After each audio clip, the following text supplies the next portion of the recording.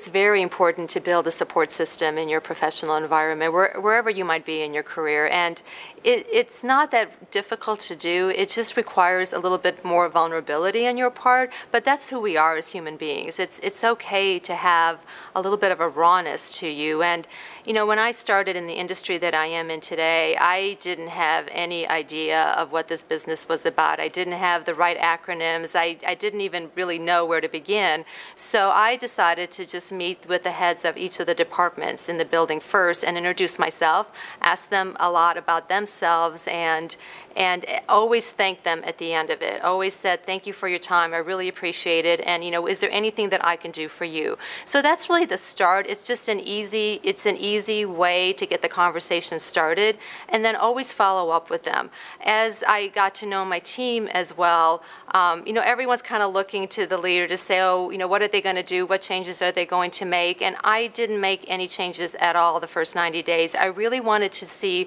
who they are as individuals and share some personal stories about each other and understand what their values are, you know, what goes on in their lives when they leave this building, so that I can assess of, you know, how can I connect better with them. And I had a situation personally where I had someone very close in my family that's going through breast cancer right now. And when I first found out about it, it was just a really difficult conversation to have. And I was on the phone with my sister, and one of my individuals came in to talk to me, and I just broke down in front of them. And it just really bonded us at that moment, because he was telling me about his mom and his mother-in-law and everything that they had to go through. And it just made it to the point where, you know, you are human beings and you go in every day, but there's lives outside of that. And you know, it just builds that connection, and I still have a little bit of a difficult time with it. But that's what business is about as well. You have personal connections, you have personal emotions, and you got to tie that together.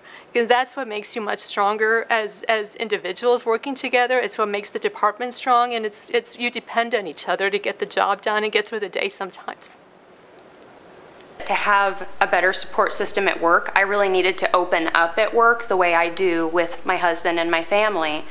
And that was really hard for me because I was scared to do that. Just that level of vulnerability is very terrifying for me.